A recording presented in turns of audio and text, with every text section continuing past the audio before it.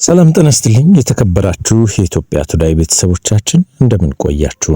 የድሮን መከላከያ ገዝቻለሁ፣ ጸረ ድሮን ታጥቂያለሁ ሲል የከረመው ህወሓት አሁን ላይ ከራያ አለፍ ብሎ ደግሞ በትግራይ ክልል ርዕሰ መዲና መቀሌ ከባድ የድሮን ድብደባ አስተናግዷል። በዚህ የድሮን ድብደባም የደረሰው የተቀጣጣይ ፍንዳታ አሁን ድረስ አልጠፋም። የዓይን እማኞች እንደሚናገሩት ነገሩ ትንሽ አሳሳቢ ነው። በእንደርታ ወረዳ በተለይም ደግሞ ኮይሃ ተብሎ የሚጠራው አካባቢ ነው የድሮን ጥቃቱ አንድ ትልቅ የጦር መሳሪያ መጋዘን ላይ የተፈጸመው። ይህንን መረጃ ደረሰ በኋላ ብዙዎች እየተቀባበሉት ያሉት ቢሆንም ከሀገር ውስጥ እስከ ዓለም አቀፍ መገናኛ ብዙሃን ይህን መረጃ በሰፊው እየዘገቡት ይገኛሉ። ከኛ ጋር አብራችሁን ስትቆዩ የምታዳምጡት ይሆናል። ሌላኛው በጦርነት አዙሪት በጦርነት ጉሰማ ውስጥ የተረሳው ድርቅ በሰሜን ጎንደር ጠለምት ወረዳ በድርቅ 16 የሚጠጉ ሰዎች ሲሞቱ በትግራይ ክልል ደግሞ ቁጥራቸው ወደ 5 የሚደርሱት ተመሳሳይ ሁኔታ ህይወታቸው አልፎ መገኘቱን ከስፍራው እየወጡ ያሉ መረጃዎች ያስረዳሉ። ምናልባት ይህ ነገር እልባት ካልተሰጠው የሟቾቹ ቁጥርም ከዚህ የከፋ ሊሆን ይችላል እየተባለ ነው። ይህንንም በሰፊው ተመልክተናል። የአሜሪካው ፕሬዝዳንት ዶናልድ ትራምፕ በትሩዝ ሶሻል ማህበራዊ ሚዲያ ገጻቸው ላይ በለጠፉት ምስል ላይ የሆርሙዝ ወሽመጥን አክበው አዲሱ የአሜሪካ ግዛት ሲሉ ተደምጠዋል። ፕሬዝዳንት ዶናልድ ትራምፕ ይህንን ከማድረጋቸው በፊት በኤክስ ገጻቸው ላይ የሆርሙዝ ወሽመጥ አዲሱ የአሜሪካ ግዛት ይሆናል ካሉ ከቀናት ልዩነት በኋላ ነው እንግዲህ የአሜሪካ ካርታ ላይ አካተው ይህንን መረጃ ያወጡት። ይህ ተግባር ኢራንን አስቆጥቷታል። ለዚህም አጸፋዊ እርምጃ ወስዳለው ስትል እያስጠነቀቀች ነው። ክቡራትና ክቡራን የኢትዮጵያ ቱዴይ ቤተሰቦቻችን ከኛ ጋር ስትቆዩ እነዚህንና ሌሎች መረጃዎችን የምናጋራችሁ ይሆናል። በቀዳሚነት የምንመለከተው የመቀሌውን የድሮን ጥቃት የሚመለከት ይሆናል። በመቀሌ አቅራቢያ የድሮን ጥቃት መፈጸሙን ተከትሎ በርካታ መረጃዎች እየወጡ ይገኛሉ። ከሀገር ውስጥ እስከ ዓለም አቀፍ መገናኛ ብዙሃን ዘግበውታል። በሀገር ውስጥ ያሉትን በቀዳሚነት በምንመለከትበት ወቅት ላይ የድሮን መከላከያ ገዝቻለሁ፣ ጸረ ድሮን ታጥቂያለሁ ሲል የከረመው ህወሓት አሁን ላይ የድሮን ጥቃት ደረሰብኝ ሲል ቅሬታውን ለተለያዩ ዓለም አቀፍ ማህበረሰብ፣ ለአፍሪካ ህብረት፣ ለመንግስታቱ ድርጅትና ሌሎች መንግስታዊ ድርጅቶች ይፋ አድርጓል። ምናልባትም ይህ መረጃ ከዓመታት በፊት የአቶ ጌታቸው ረዳ ህወሓት ስለገዛው ጸረ ድሮን መሳሪያ ፌክነት የተጋሩ ያዋጡት ገንዘብ አየር ላይ ስለመቅረቱ ከተናገሩ በኋላ ሌላ የጸረ ድሮን ግዢ እንዳልተፈጸመ ማሳያ ሲሆን ከዚሁ ጋር ተያይዞ ከኤርትራ ወይም ደግሞ ከሻቢያ አለፍ ሲል ደግሞ ከሱዳን የጸረ ድሮን መሳሪያዎችን ታጥቀናል የሚሉ ፎቶዎች ሲለቀቁ የቆዩ ቢሆንም አሁን ላይ በመቀሌ የሆነው እውነታ ግን ከዚሁ በተቃራኒ ሆኗል። የድሮን ጥቃቱ በመቀሌ እንደርታ ኮይሃ ቀበሌ ላይ ተፈጽሟል። ጥቃቱ የተፈጸመው በተለይም ደግሞ በትናንትናው ዕለት የሳተላይት ምስሎች እንደሚያሳዩት ከሆነ ከባባድ የጦር መሳሪያዎች፣ ፈንጂዎች እና እንደዚሁም ተቀጣጣዮችን ለጦርነት ዝግጅት በሚደረግበት ከራያ በቅርብ ርቀት ላይ ለማድረግ ወደ ኮይሃ አንድ መጋዘን ውስጥ መግባታቸውን ምክንያት በማድረግ የተፈጸመ ጥቃት እንደሆነ ነው የመንግስት መረጃዎች የሚያመላክቱት። የደህንነት ተቋማትም ይፋ ያደረጉት መረጃ ይህንኑ ነው።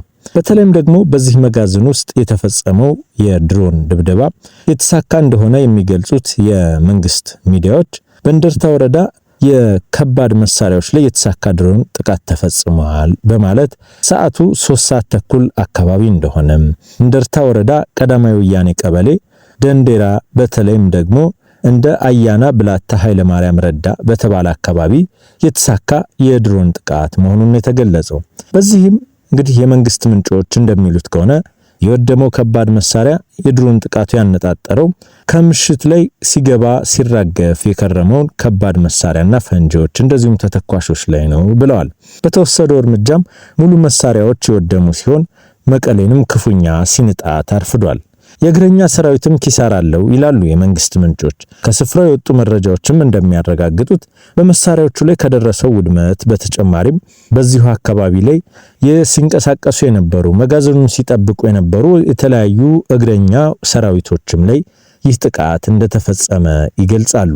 ከዚህ በተቃራኒ የህወሓት ደጋፊዎችና ልሳኖቻቸው ደግሞ ጥቃቱ የተፈጸመው በግለሰቦች ወይም በንጹሃን ላይ ነው ይሉና 2 ሰዎች ሞተዋል፣ 1 ሰው ቆስሏል ይላሉ።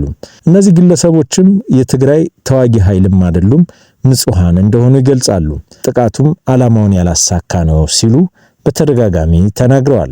ፍራንስ 24 እንደዚሁም በይህንኑ መረጃ በሰፊው ያስተጋባ ሲሆን በአካባቢው ስለደረሰው ጉዳት ተጨማሪ መረጃዎችን ማግኘት አልቻልኩም ሲል ነው በዘገባው ያመለከተው።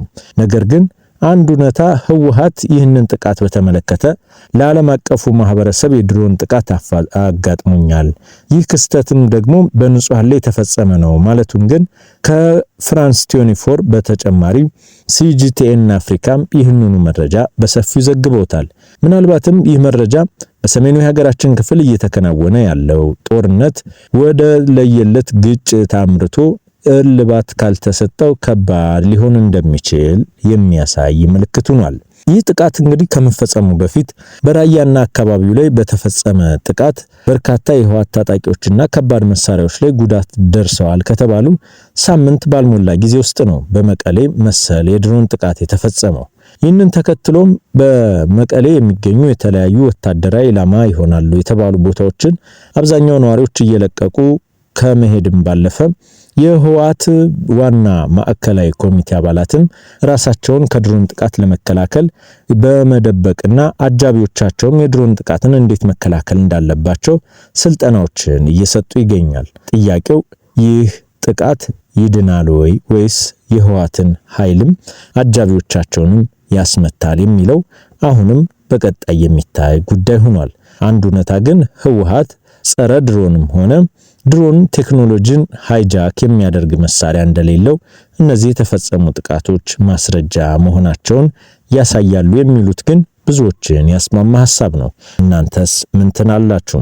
ከዚሁ ጋር በተያያዘ በእንቅርት ላይ ጆሮ ደግፍ እንደሚሉት በትግራይና በሰሜኑ የአማራ ክልል በተለይም ደግሞ አንዳንድ ቦታዎች ላይ ወደ 143 የሚጠጉ ወረዳዎች ላይ ከፍተኛ የሆነ በረዶ የቀላቀለ ዝናብ ከመጣልም ባለፈ ዝናብ እስካሁን ድረስ ያልዘነበባቸው ቦታዎች ከመኖራቸውም ጋር ተያይዞ አስከፊ የሆነ ድርቅ ተከስቷል። ነገር ግን ይህንን ድርቅ አሁንም ቢሆን ጦርነቱ ሸፍኖታል። የጦርነቱን ጉሰማ የድርቁን ሁኔታ በአግባቡ እንዳይዘገብም ለተረጆችም እንዳይደርስ እያደረገ ያለ ክስተት ሆኗል። ለዚህም ማሳያ እንግዲህ ከሰሞኑ በሰሜን ጎንደር ጠለምት ወረዳ በደረሰው ድርቅ 16 ሰዎች ሕይወት ማለፉን የተዘገበበት ቅጽበት እጅግ አስደንጋጭና አሳዛኝ ክስተትም ሆኗል። እነዚህን ሰዎች ማትረፍስ አይቻልም ነበር ወይ የሚሉትም ሌላኛው ጥያቄ ሆኗል። ከነዚህ 16 ሰዎች በተጨማሪ በተንቤን በረሃማ አካባቢዎች የጭላ፣ አግበ፣ ፊናሮ አካባቢም ይህ ድርቅ በመከሰቱ ምክንያት የ5 ከዛ በላይ የሚሆኑ ሰዎች ሕይወታቸው ማለፉን መዘገቡ በአጠቃላይ የሟቾችን ቁጥር ወደ 20 አድርሶታል። ይህ ረሃብ ጦርነት ሸፍኖታል የሚሉት የእርዳታ ድርጅቶች አሁን ላይ ባለው ሁኔታ ለተረጆች እርዳታ ከመስጠት ይልቅ በአካባቢው ያለው ወታደራዊ ውጥረት ነገሮችን አባብሷል። የእርዳታ ድርጅቶችም ወደዛ አካባቢ እንዳይደርሱ አድርገዋል ነው ያሉት። ይሁንና በአማራ ክልል ሰሜን ጎንደር ዞን በሚገኘው ጠለምት ወረዳ መረዋ በተባለችው ቀበሌ ላይ ከተከሰተው ድርቅ ምክንያት የሟቾች ሕይወት በተጨማሪ በርካታ የቁም እንስሳትም ሕይወት ማለፉን የተገለጸው የቀበሌው ዋና አስተዳዳሪም አቶ ጥላሁን እንደተናገሩት ከሆነ በዚህ አካባቢ ላለፉት 7 ወራት ያህል ምን አይነት ዝናብ አለመጣሉ ለዚህ አሳዛኝ አደጋ ምክንያት አድርጓቸዋል። ለወራት በዘለቀው በዚህ ድርቅ ረሃብ ምክንያት አርሶ አደሩም ከባድ የምግብና የውሃ እጥረት አጋጥሞታል። ከዚህ ጋር በተያያዘ 488 አባወራዎች ከቀያቸውና ከቤት ንብረታቸው ተፈናቅለው ወደ ደጋ አካባቢ ለመሰደድም መገደዳቸውን ተገልጿል። ይህም ሕይወትን ለማትረፍ አንደኛው ምክንያት ሆኗል። ፈጣንና አስቸኳይ ሰብአዊ ድጋፍ በአስቸኳይ ካልቀረበ የአካባቢ ሕዝብ በረሃብ ሊያልቅ ይችላል ሲሉ ደግሞ ያላቸውን ስጋት መንግስታዊና መንግስታዊ ያልሆኑ ረድኤት ድርጅቶች ትኩረት እንዲሰጡም ጥሪ አቅርበዋል።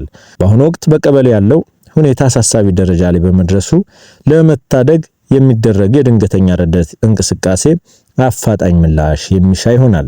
ይህንንም ከእርዳታ ድርጅቶች በተጨማሪ ኢትዮጵያውያን እንደተለመደው ይህንን ድጋፍ ማድረግ ይኖርባቸዋል። ክቡራትና ክቡራን የኢትዮጵያ ቱዳይ ቤተሰቦቻችን ሀገራችንን ሰላም ምድራችን ለምለም ያድርገው ማለት አሁን ነው። ነገሩ በእንቅርት ለጆሮ ደግፍ ሆነ ማለት አይደለም። ወደ ውጭ እናመራለን። ፕሬዝዳንት ዶናልድ ትራምፕን የሚመለከት ይሆናል። ፕሬዝዳንት ዶናልድ ትራምፕ አብዛኞቹ ሰዎች የተናገሩትን ወደ ኋላም ማይሉ ያሰቡትን የሚያደርጉ ከባድ የንግድ ሰው ይሏቸዋል። ቬንዙዌላ ላይ ገብተው የቬንዙዌላን ፕሬዝዳንት ኒኮላስ ማዱሮን ሌሊት ከተኛበት ከመኝታ ቤቱ ገብተው ይዘው ሲወጡና የዚችን ሀገር ተዝቆ የማያልቅ ነዳጅ ሲዝቁ አሁንም በአሜሪካ ቁጥጥር ስር ሲያደርጉ ይህ ነገር ይሆናል ብሎ ይገመት አልነበረም። ቬንዙዌላም ኒኮላስ ማዱሮም ይህ ነገር እንዳይሆን በርካታ ወታደራዊ ስምሪቶችን በርካታ ስራዎችን ሲያከናውኑ ቆይተዋል። ነገር ግን በቬንዙዌላ የሆነው ነገር አሁንም የዓለማችን 20% የሆነው የንግድ እንቅስቃሴ በሚከናወንበት የኢራን የሆርሙዝ ወሽመጥ አካባቢ የሆነ ያለው ነገር ተመሳሳይ ሆኗል። ልዩነቱ ቬንዙዌላ ከኢራን የማትሻል ሀገር ስትሆን ኢራን ደግሞ ጠንካራ የሆነ ወታደራዊ መሰረት ጠንካራና ታሪካዊ የሆነ ህዝብ ያላት በመሆኑ ትራምፕ እንዳሰቡት ሳይሆንላቸው ቀርቷል። ነገር ግን ከሰሞኑ በኤክስ ገጻቸው ላይ ያወጡት መረጃ ትራምፕ አዲሱ የአሜሪካ ግዛት ሲሉ ሆርሙዝን አካተው ገልጸዋል። ከዚህ ጋር በተያያዘ የኢራን ውጭ ጉዳይ ሚኒስትር ካዚም ጋርባብዲ ቅዠታም ሲሉ ፕሬዝዳንቱን የወረፉ ሲሆን ዶናልድ ትራምፕ የፐርሺያ ባህረ ሰላጤን በትክክል መጻፍ እንደተማሩ ሁሉ ስለ ሆርሙዝ ወሽመጥ ያላቸውን ቅዠትም በቅርቡ እናስተካክለዋለን ሲሉም ዛቻ መሰል ሐሳባቸውን ሰንዝረዋል። በትራምፕ ትሩዝ ሶሻል ማህበራዊ ሚዲያ ላይ የተለጠፈው ምስል የሆርሙዝ ወሽመጥን አክብቦ የአሜሪካ አዲስ ግዛት ሲሉ ልክ እንደ ቬንዙዌላ አካተዋት ተመልክተዋል። ምናልባትም ይህ ክስተት በቀጠናው ያለውን በተለይም 7 ወራትን ያስቆጠረውን የኢራን አሜሪካ እስራኤል ጦርነትን እልባት ያስገኘዋል ተብሎ የተሰጠውን ተስፋም የሚቋጭ ሆኗል። ክቡራትና ክቡራን የኢትዮጵያ ቱዴይ ቤተሰቦቻችን ስላዳመጣችሁ እናመሰግናለን። ሐሳብ አስተያየቶቻችሁን በኮሜንት ገጻችን ላይ ያጋሩን። በድጋሚ ስላዳመጣችሁን እናመሰግናለን።